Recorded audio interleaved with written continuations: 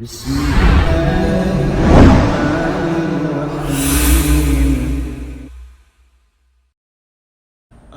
alhamdulillah, wassalatu wassalamu ala asrafil anbiya'i wal mursalin wa ala alihi wa sahbihi wa man tabi'ahum bi ihsanin ila yaumiddin, amma ba'd. Afwan, kemarin seharusnya lamiah dulu baru sama doa dan zikir. Jadi sekarang kita masuk lamiahnya. Ya, khair insyaallah. Fadhal, siapa yang hafal bait 1 sampai 3? Yarfa' yadah. Fadhal lagi.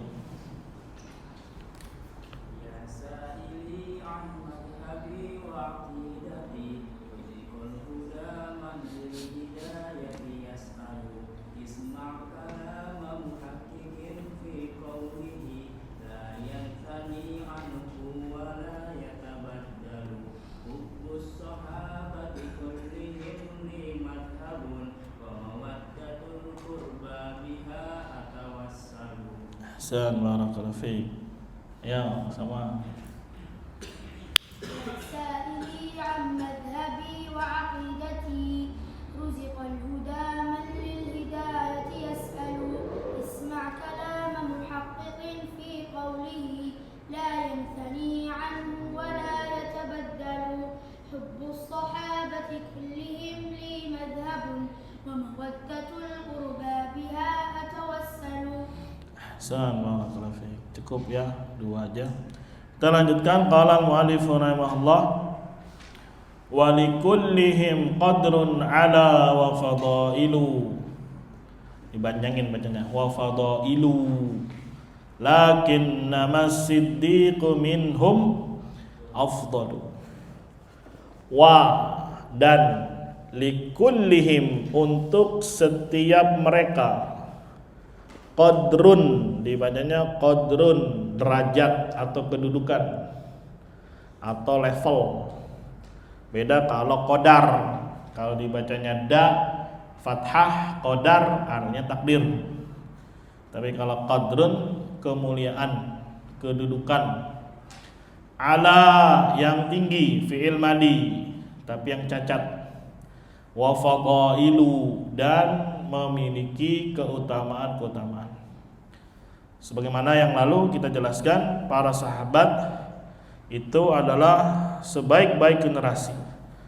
Tapi kalau dilihat per kelompok atau persatuan, maka mereka tidak sama dalam kedudukannya, tidak sama dalam level keimanannya, tidak sama jika ditinjau dari kelompok bisa, ditinjau dari perorangan bisa. Misalkan orang-orang muhajirin dengan ansor sama-sama sahabi, memiliki kedudukan masing-masing, tapi nanti bertingkat-tingkat. Lebih mulia mana antara muhajirin dengan ansor? Muhajirin, karena terkumpul padanya 2, hijrah juga ansor menolong.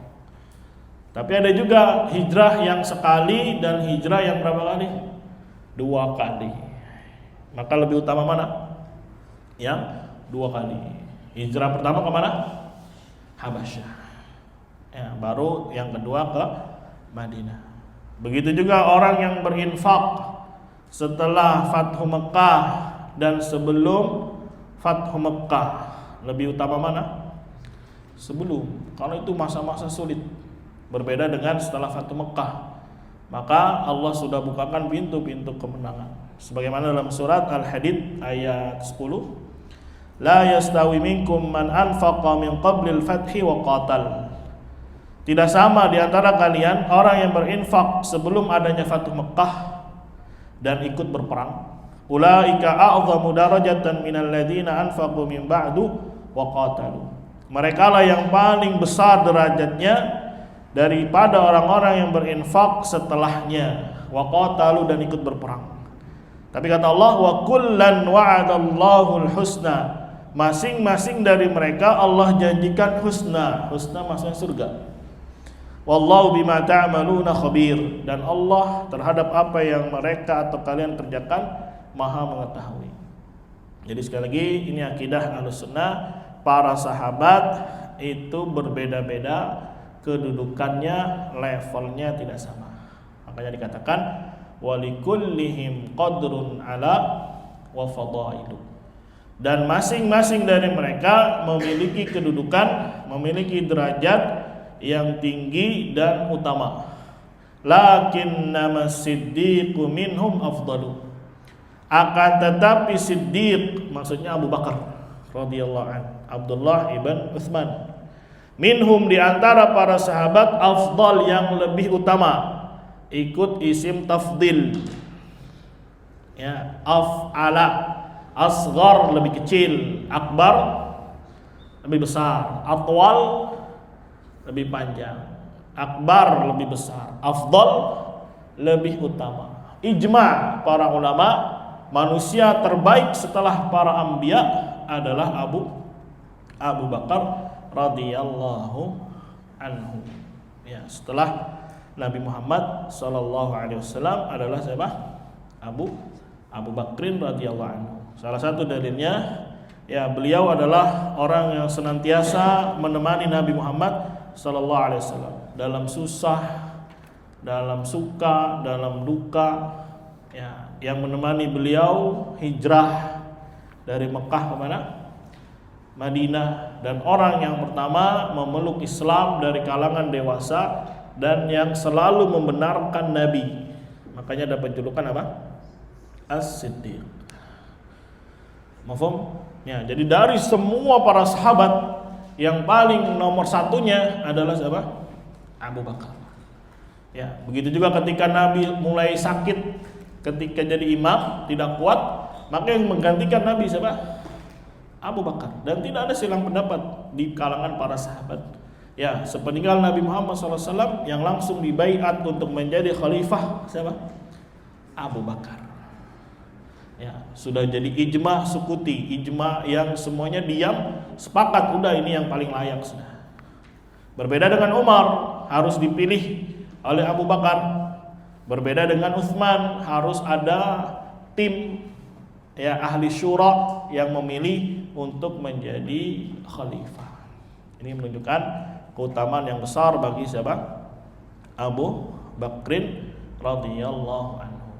Ya, bahkan ada orang Indonesia namanya siapa? Abu Bakar atau Abu Bakar?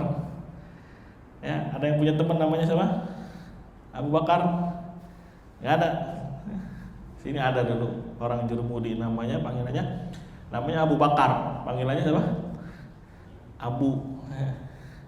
Ya, ini menunjukkan di tengah-tengah masyarakat kita tersebar bahwasanya ada para sahabat memiliki keutamaan, dan yang paling afdal adalah siapa? Abu Bakar. Ini kalau kita melihat perorangan. Kemudian setelah Abu Bakar siapa? Umar, yang sesuai dengan urutan kekhilafahan. Kemudian yang ketiga, terjadi silang pendapat dahulu. Yang ketiga ini siapa? Utsman atau Ali? Jadi kami, ya, terjadi apa? Silang pendapat. Ada yang mengatakan Umar, ada yang mengatakan Utsman, ada yang mengatakan siapa? Ali.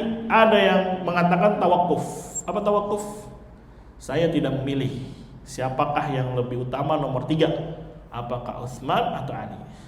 Tapi setelah silang pendapat ini, mafhum, hilang silang pendapat ini, menjadi ijma bahwasanya keutamaan itu sesuai dengan urutan kekhilafahan. Abu Bakar dulu, Umar, baru siapa? Utsman, dan kemudian siapa? Ali. Walaupun dulu sempat terjadi silang pendapat, akan tetapi hilang, ya, masalah tersebut menjadi sebuah apa? Ijma di sisi Ahlussunnah. Utsman menduduki nomor berapa? Nomor 3. Ya, begitu juga istri-istri Nabi memiliki keutamaan yang berbeda-beda. Antara Khadijah dengan siapa? Aisyah. Lebih utama mana? Ada yang mengatakan Khadijah, ada yang mengatakan apa? Aisyah. Ada yang merinci. Ya, di masa-masa awal dakwah yang paling utama siapa? Khadijah. Karena beliaulah yang membantu dakwah Nabi, hartanya, ya, semuanya dikerahkan untuk, ya, dakwah di awal-awal kali Nabi menerima wahyu. Baru setelah itu yang paling utama siapa? Aisyah ditinjau, pakai tinjauan. yaitu setelah Islam jaya dan seterusnya, karena beliaulah yang menyampaikan banyak hadis-hadis dari Nabi Sallallahu Alaihi Wasallam. Ya. Mafhum? Dan bisa antum baca kisah-kisahnya para sahabat banyak ya, atau mungkin baru sedikit yang diterjemahkan ya, fadhal kalau antum mau terjemahkan, karena sirah itu bahasanya agak tinggi. Jadi serunya ketika kita nggak tahu buka kamus. Itu serunya belajar baca kitab itu, kalau nggak tahu cari di mana? Kamus. Dan itu bisa antum dapati di buku-buku sirah. Berbeda dengan buku-buku yang sekarang terjemahan, bukan berarti meremehkan, tidak, tapi memang audiensnya berbeda. Ya, bahasa sekarang itu lebih mudah karena memang yang hadir ini susah diajak dengan bahasa yang tinggi. Berbeda dengan sirah ya, atau kalau nggak percaya baca aja Al-Bidayah wa Nihayah, kalau nggak kelepok-kelepok bacanya ya, tapi menantang dalam artian wah ini kosakata apa ini, oh ini wazan apa ini ya. Insya Allah kalau dia habis baca itu tahu misalkan dapat 2 paragraf aja, itu insya Allah terngiang-ngiang terus berita atau cerita tentang yang dia baca. Insya Allah mujarrab, kalau percaya coba ya. Kalau baca kitab-kitab apa? Sejarah. Makanya orang jarang sekali yang termasuk mutafannin di bidang apa? Sejarah. Karena memang bahasanya agak tinggi dia.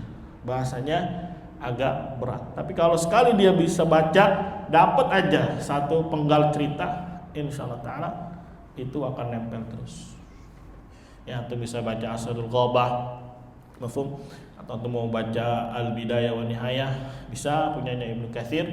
Ya, beliau sebutkan dari tanggal tahun 1 Hijriah, 2 Hijriah, 3 Hijriah, apa saja yang terjadi di itu. Ya, bahkan jauh sebelum itu ditulis. Mafhum? Ya, sejak penciptaan Adam alaihissalam, kemudian dari kisah Nabi Nuh terus sampai nanti yaumul kiamah. Namanya juga Al-Bidayah wa Nihayah. Apa bidayah? Awal, nihayah apa? Akhir. Ya, berapa jilid kalau nggak salah 16 jilid atau berapa jilid? Ya. Itu juga tulisannya kecil-kecil, udah tebal-tebal, tulisannya apa? Kecil-kecil. Ya, coba kalau mau ngelatih antum baca kitab, ya coba baca apa? Sirah. Ya, pusing-pusing nanti. Oh, ya coba aja bismillah. Ustaz, nggak ada bukunya, adanya di maktabah. Ya, maktabahnya ditutup terus lagi. Beli dong. PDF banyak. Kalau antum belum sanggup, tapi bismillah. Ya, minta kalau punya bapaknya, ibunya punya uang, minta. Pak, beli kitab. Ya, insya Allah bermanfaat. Walaupun hari ini belum, tapi di kemudian hari insya Allah taala Allah berikan apa? Manfaat terhadap kitab yang antum baca. Itu secara singkat, walikullihim qadrun ala wa fadailu lakinnama siddiqu minhum afdalu. Ya, mungkin nanti kita buka sedikit lah daurah tentang ilmu arud supaya bisa ngerti seluk-beluk ilmu apa? Ilmu arud. Kita lanjutkan bait berikutnya, wa aqulu fil qur'ani ma ja'at bihi ayatuhu fahwal karimul munzalu. Wa aqulu, dan aku katakan, fil qur'ani, fi di sini artinya an, tentang. Jadi aku berkata, ya bukan hanya sekedar berkata, tapi meyakini tentang Al-Qur'an, ma ja'at bihi, sesuai apa yang datang tentangnya atau dengannya, fa'ilnya ayatuhu, ayat-ayat Al-Qur'an. Fahwal karimul munzalu, maka Al-Quran itu karim, mulia, munzalu, diturunkan. Nah, sekarang kita beranjak sedikit tentang akidah, iman, tentang kitab-kitab Allah subhanahu wa ta'ala. Walaupun langsung mengkerucut ke masalah apa? Al-Quran. Karena sekali lagi ini ringkas. Kalau mau antum bikin urutan, antum bikin akidah tentang Allah subhanahu wa ta'ala, kemudian tentang malaikatnya, tentang kitabnya, tentang rasulnya, sesuai dengan apa? Urutan ya rukun apa? Iman yang 6. Tapi mungkin Syekhul Islam memandang pertanyaannya segini, jawabannya yang cocok untuk orang ini tentang masalah apa? Al-Quran. Maka akidah Ahlussunnah terhadap Al-Quran, dia menegaskan Al-Quran itu kalamullah. Apa itu kalamullah? Ucapan. Jadi Allah Subhanahu wa taala memiliki sifat kalam, dan salah satunya adalah Al-Quran. Selain Taurat, Injil, Zabur, Suhuf Ibrahim, Musa, maka Al-Quran juga itu kalamullah. Allah memiliki sifat apa? Kalam. Berarti ada suaranya? Iya, ada suaranya. Tapi kita tegaskan sebagaimana akidah Ahlussunnah, tetapkan sifat untuk Allah sesuai apa yang Allah kabarkan tentang dirinya, sesuai apa yang dikabarkan Nabi Muhammad SAW, dengan rambu-rambu yang 4. Jangan melakukan apa? Tamtsil. Jangan melakukan apa? Ta'til. Jangan melakukan tahrif atau ta'wil. Jangan melakukan takyif, membagaimanakan. Ya sudah, kita katakan Allah memiliki sifat kalam. Salah satu kalamnya Allah adalah apa? Al-Quran yang kita baca, yang kita lantunkan, yang kita hafal. Dan yakini kalamnya Allah memiliki apa? Suara. Tapi apa? Tidak sama dengan suaranya apa? Makhluk. Boleh berserikat dalam lafaz, tapi hakikatnya apa? Berbeda. Berapa banyak jutaan manusia? Apakah ada yang sama suaranya? Ya, sama persis. Enak? Ya, ini orang ada banyak di depan ini. Ya, sama nggak semuanya suaranya? Ada yang nyaring suaranya, ada yang ya Allah suaranya soft apa namanya? Soft spoken. Halus banget kalau ngomong. Ada yang serak-serak basah. Nah, ada yang ngebas. Ada yang apalagi godaan? Cempreng tuh katanya. Cempreng sama di sini sana cempreng. Ada yang soalnya kecil banget bacanya. Wa qulu fil Qur'ani ma ja'at bihi ayatuhu fahwal karimun munzalu. Atau kalau di Yaman domelin sama syekhnya, antarjal gitu. Kamu laki-laki bukan. Kamu harus tegas bacanya. Ya. Mohon. Ya, enggak sama semuanya. Itu yang ada di mana? Makhluk. Lah ini mau dibandingkan antara sang Khaliq dengan apa? Makhluk. Ini kan kurang ajar namanya. Dia aja enggak mau suaranya disamain. Ya. Mana bintang sakit? Oh iya, udah ganteng sana, nggak kelihatan, udah pakai peci sana. Ira mau nggak suaranya disamain sama siapa misalnya? Ya, nggak sama Usama, mau? Enggak, tuh dia nggak mau. Ya itu fitrah, nggak mau. Mafhum? Antara manusia aja beda, masa mau disamain antara sang Khaliq dengan siapa? Makhluk. Dia berkata lagi, itu ada huruf-huruf hijaiyahnya. Berarti sama dong kayak kita ngomong, kata orang Arab misalnya. Saya juga bisa ngomong ada huruf hijaiyahnya. Ditantang oleh Allah Subhanahu wa taala. Kalau memang kalian mampu bikin satu surat, satu ayat, ya, ditantang sampai hari ini tidak ada yang bisa membuat apa? Satupun ayat yang sama dengan apa? Al-Qur'an. Ya, bahkan zaman dulu ada yang bikin ya samain sama Al-Qari'ah tapi pakainya katak.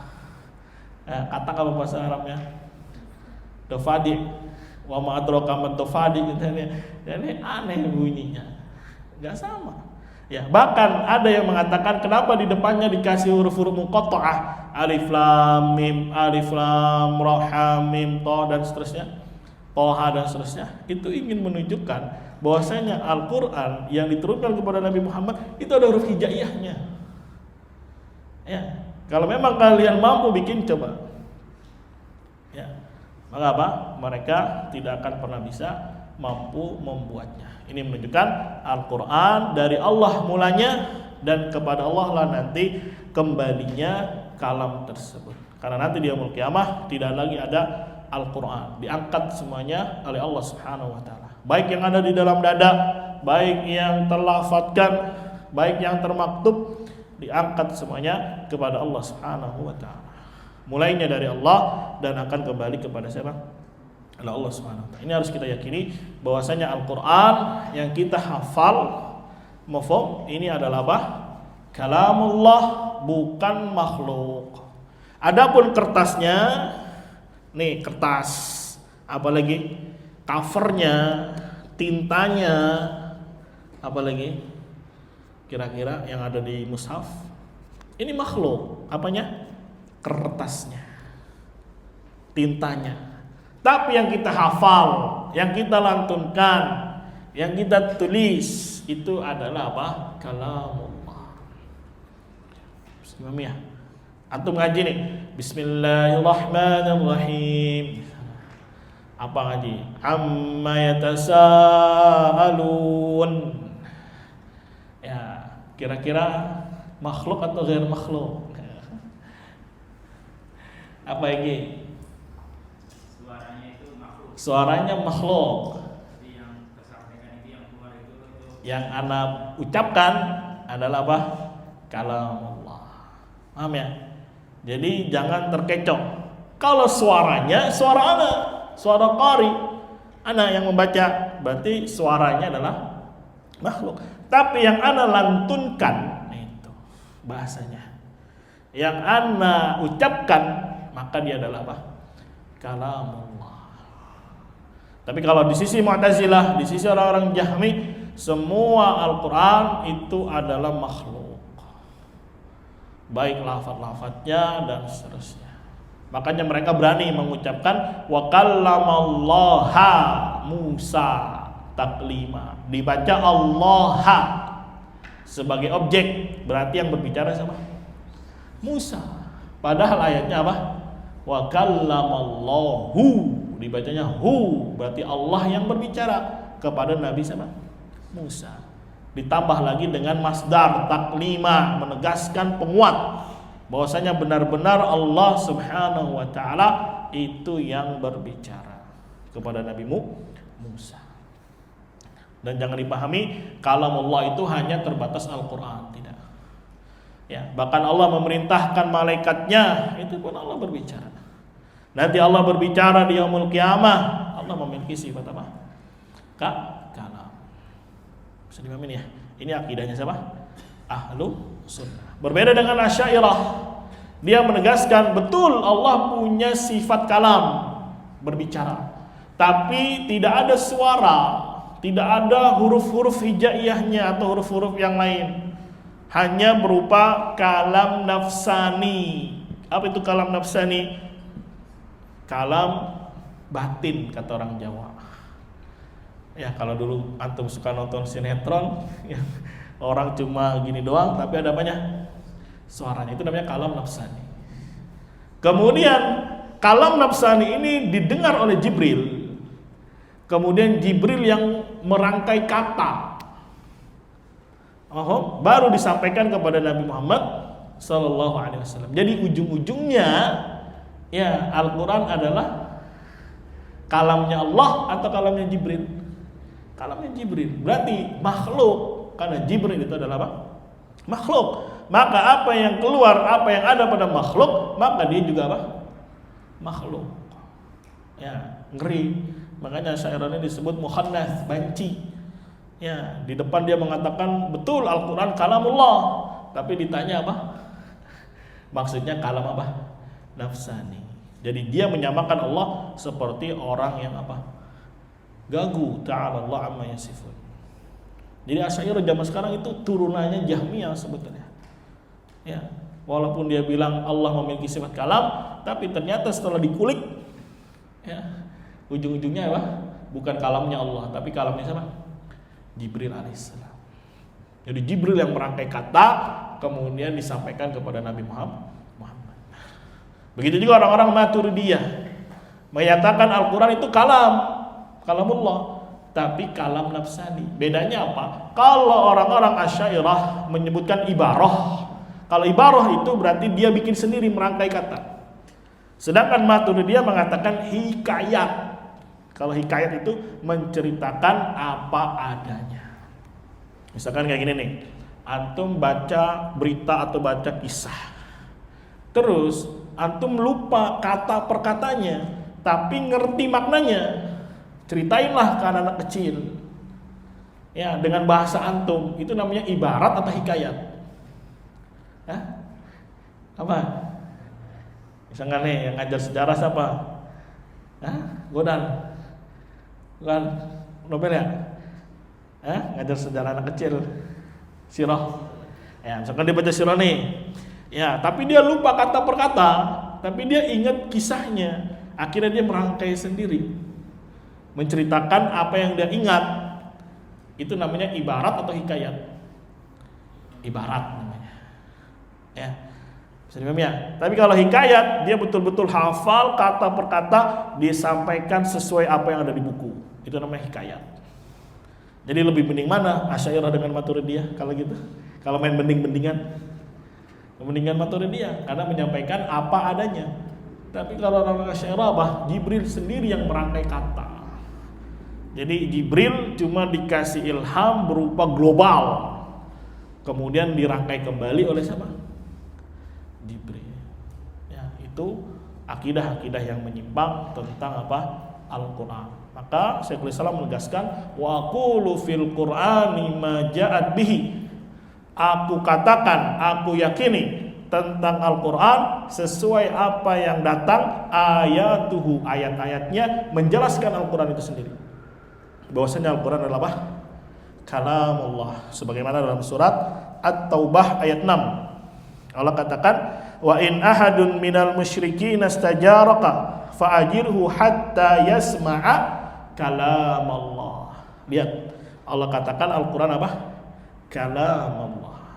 Apabila datang salah seorang dari orang-orang musyrik, istajaraka, minta tolong kepadamu, fa'ajirhu, maka tolonglah dia sampai dia bisa mendengar kalam Allah. Sudah paham ya? Mafhum? Jadi Allah namakan sendiri Al-Quran dengan apa? Kalam Allah. Ya udah, kita katakan apa yang dikatakan oleh Allah Subhanahu wa taala tentang Al-Quran. Ya, ini bercabang memang. Satu sisi kita bahas tentang sifatnya Allah, satu sisi kita bahas iman kita terhadap Al-Quran. Karena ini fitnah besar dulu di masanya Imam Ahmad, bagian menjadi fitnah orang diuji. Kalau dia tidak mau meyakini akidah Al-Quran adalah makhluk, dipenjara, dibunuh, disiksa, ya, di-stop mukafaahnya oleh kerajaan dan seterusnya. Tapi Imam Ahmad rahimahullah dengan taufik Allah, beliau tegar mengatakan Al-Quran adalah apa? Kalamullah ghair makhluk. Dahulu masanya salaf cukup katakan Al-Quran kalamullah, sebagaimana tadi dalam surat At-Taubah. Al-Quran dikatakan apa? Kalamullah. Tapi ketika ada fitnah, akhirnya ditambahkanlah ghair makhluk. Karena orang pada bilang kalamullah, tapi dia bilangnya apa? Makhluk. Maka ditambahkan lafaz ghair makhluk supaya membedakan mana yang ahli sunnah, mana yang ahli bidah. Paham nih? Jadi Al-Quran adalah apa? Kalamullah. Apa itu kalam? Omongan, ucapan. Kalau antum nggak paham, kalam. Jadi Allah bisa berbicara. Allah memiliki sifat kalam, itu berbicara. Dan salah satu kalam Allah adalah apa? Al-Quran. Bisa dipahami ya? Mafhum. Dalil berikut juga bahwasanya Al-Quran itu ghair makhluk. Allah katakan dalam surat Al-A'raf ayat 54, ala lahul khalqu wal amr. Ketahuilah Allah memiliki khalq, penciptaan, dan Allah memiliki amr, perintah. Lihat, Allah bedakan antara khalqun dengan amrun. Bisa dipahami ya? Ada khalqun, ada apa? Amr. Dan Quran itu termasuk amrnya Allah, perintahnya Allah, sebagaimana Allah katakan wa kadzalika auhayna ilaika ruhan min amrina. Begitu juga kami wahyukan kepadamu ruhan, itu Al-Quran, min amrina, dari perintah kami, dari urusan kami di sana. Jadi Allah bedakan antara khalq, penciptaan, dan amr. Lahul khalqu wal amr. Ya, maka di sana ada nanti iradah kauniyah dan ada iradah apa? Syar'iyah. Dan Allah Subhanahu wa taala itu membedakan antara al-khalq, penciptaan, dan amr. Amr itu ucapan, perintah. Bisa dipahami ya? Kalau khalq ya Allah adakan adanya gunung, matahari, bulan, manusia, itu semua penciptaan. Tapi kalau Al-Quran, Allah yang berkata, Allah yang perintahkan langsung. Ya, berkaitan dengan apa? Syar'iyah. Mufhumnya itu termasuk dalil bahwasanya Al-Quran ghair makhluk. Jadi Al-Quran itu adalah apa? Kalamullah. Paham bintang? Apa itu kalamullah? Apa? Perkataan, ucapan. Jadi Allah berbicara. Allah memiliki sifat apa? Berbicara. Dan berbicara atau kalam, satu sisi dia zatiyah, selalu ada pada zatnya Allah, tidak bisa lepas. Dan satu sisi dia fi'liyah, sesuai kehendaknya Allah. Kalau Allah mau, Allah akan berkata. Kalau Allah mau, Allah tidak berkata, sesuai dengan kehendaknya Allah Subhanahu wa ta'ala. Ya, dan sampai hari ini Allah Subhanahu wa ta'ala berbicara. Dan itu tidak menyibukkan atau mengganggu Allah Subhanahu wa ta'ala. Dan kita tidak bisa bayangkan bagaimana hakikatnya. Sebagaimana kemarin kita baca hadis di khutbah itu, bahwasanya ada malaikat yang berkeliling mencari majelis ilmu. Ada yang datang di waktu malam, ada yang datang di waktu siang. Punya shift. Ya, dan mereka berkumpulnya, pulang perginya di waktu asar dan di waktu subuh. Kemudian Allah berkata kepada malaikatnya, apa yang mereka minta, apa yang mereka kerjakan, dan seterusnya. Jadi Allah berbicara kepada siapa? Malaikatnya. Ya, begitu juga Allah menyebutkan orang-orang yang ada di majelis ilmu di kalangan para malaikat.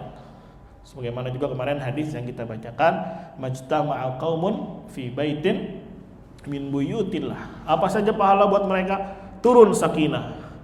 Ya, wa hafathumul malaikah wa dzakarallahu fi man indah. Allah menyebutkan dia di sisi orang-orang atau makhluk-makhluk Allah yang ada di langit. Disebutkan namanya fulan bin fulan oleh Allah Subhanahu wa taala. Ya, jadi jangan dikira bahwasanya kalam Allah berbicara itu hanya jadi Taurat, Injil, Zabur, Al-Qur'an. Mafhum? Tapi Allah Subhanahu wa taala pun berbicara. Maka dalam ayat atau hadis-hadis yang lain, Allah tidak akan mengajak bicara orang yang isbal misalkan. Berarti menunjukkan kalau nggak isbal, berarti Allah ajak apa dia?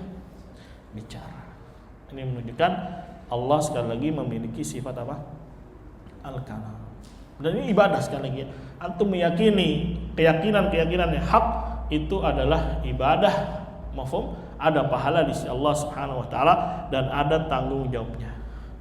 Karena inna sam'a wal basar wal fuad, Allah tegaskan pendengaran kita, penglihatan kita, dan fuad itu hati.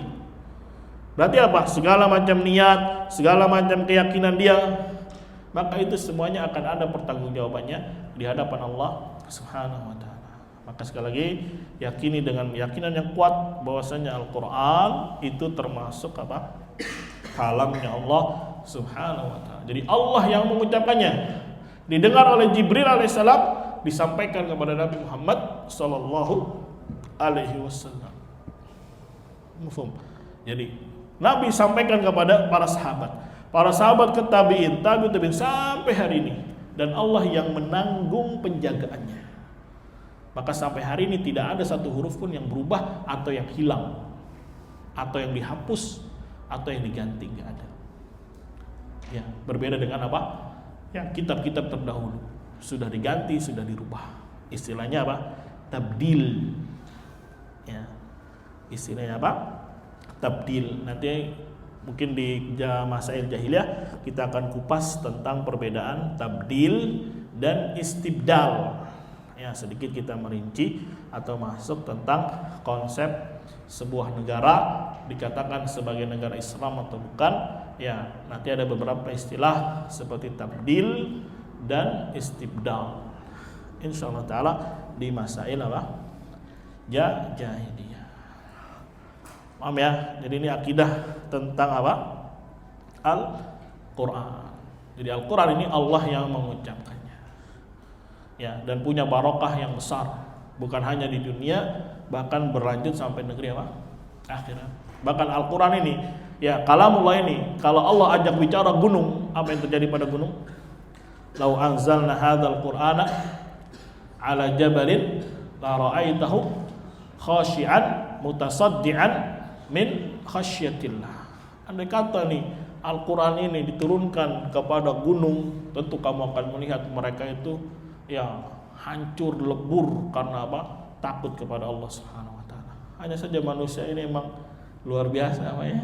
Jahilnya, bodohnya, sehingga dibacakan Al-Qur'an biasa saja. Ini bisa jadi tanda apa? Banyaknya maksiat yang dia kerjakan. Kalau kita baca ya kisahnya salaf ya ketika mendengar apa? Bacaan apa? Al-Qur'an, Masya Allah, sampai meneteskan air mata. Ya, begitu juga Nabi Muhammad SAW. Senang beliau kalau kumpul di majelis baca panggil. Wahai Abu Musa al-Asy'ari, ta'al. Baca surat An-Nisa misalkan.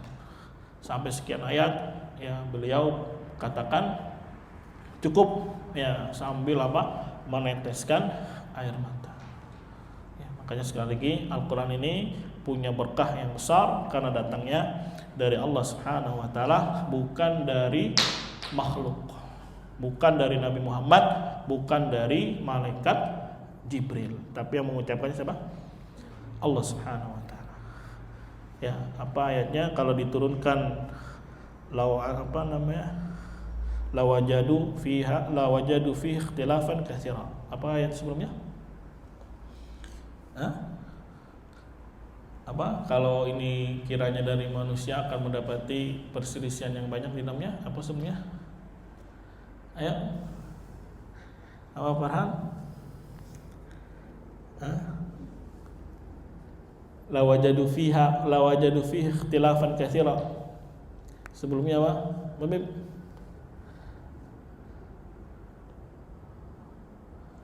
Afala yatadabbaruna al-Qur'an walau kana min indi ghairillahi lawajadu fihi ikhtilafan katsira. Tidakkah mereka mentadabburi Al-Qur'an? Kiranya Al-Qur'an ini bukan dari selain Allah. Nah, andai kata Quran ini datangnya bukan dari Allah, maka tentulah mereka akan mendapat apa? Perselisihan yang banyak. Contohnya apa? Taurat Injil saja. Ya, betul di situ bercampur antara yang hak dengan yang batil. Tapi ketika sudah bercampur dengan yang batil, ucapan manusia ditambah ini, akhirnya banyak versi. Ya, Injil berapa banyak versi? Ada versi yang di Inggris, versi di Amerika, versi di mana ya? Di Indonesia, versi di India. Sama. Ya, begitu juga apa? Taurat. Tapi Al-Qur'an ini sumbernya dari Allah, mukjizat terbesar Nabi Muhammad sallallahu alaihi wasallam sampai hari ini apa? Terjaga. Yang besar, yang kecil, yang tua, yang laki, yang wanita menghafalnya sama semua suaranya. Mau dia orang Afrika, mau dia orang India, bacanya apa? Sama. Lihat orang Afrika misalkan baca Al-Qur'an, Masya Allah, suaranya apa? Indah-indah banget. Ya, atau orang Jepang aja, orang Korea, kalau emang betul baca tajwidnya sama kan? Kayak orang apa bacanya? Orang Arab. Ya, ada orang Rusia, orang Inggris. Misalkan kalau baca Al-Qur'an semuanya sama serentak. Ya, coba antum pernah lihat orang baca Injil? Baca Taurat. Banyak orang-orang kafir yang mendengar Al-Qur'an akhirnya apa? Ya, tersentuh karena betapa indah lantunan yang ada di dalam apa? Al-Qur'an. Masya Allah. Ini sedikit tentang sifat Al-Quran. Ya mungkin pada kesempatan yang akan datang kita lanjutkan kembali ya berbicara tentang masalah apa? Al-Quran. Ada pertanyaan sampai sini? Ya. Apakah kita boleh mempelajari kitab-kitab lain selain Al-Quran? Ah. Tapi yang versi belum dirubah. Versi apa? Belum dirubah. Emang ada yang belum dirubah? Dulu Umar pun pernah datang kepada Nabi Muhammad SAW. Ini kelas Umar ini, ya, bawa Taurat atau Injil potongannya, langsung memerah muka Nabi Muhammad SAW. Ibaratnya nih yang segini aja nih, kita belum sanggup untuk mengkaji semuanya. Ngapain apa? Belajar yang lain, ya. Dan nggak ada yang belum dirubah, semuanya udah dirubah. Mau Taurat, mau Injil, ya. Mafhum, kecuali antum sudah menguasai ini, terus ada masalah besar ingin membantah orang-orang Yahudi, orang Nasara. Mafhum, tidak ada orang yang bantah mereka dan antum punya kemampuan, silakan. Sebagaimana kayak model-model Syekhul Islam, Ibnu Qayyim, ya. Tapi kalau ilmunya masih ecek-ecek, ya malah kita yang nanti apa? Terbawa. Ya, karena syubhat itu menyambar-nyambar. Ya, sedangkan kita baca Al-Quran aja masih apa? Pletot-pletot, pletot-pletot. Ya, masih lupa-lupa ayatnya. Jangan dikira Injil Taurat itu tipis, malah tebal ya. Ya, ada yang lebih tebal dari apa? Dari Al-Quran. Ya, mafhum. Jadi apa? Ya, pelajari saja Al-Quran Al-Karim, lebih berkah, lebih barokah. Barakallahu fiik. Ada lagi yang lain?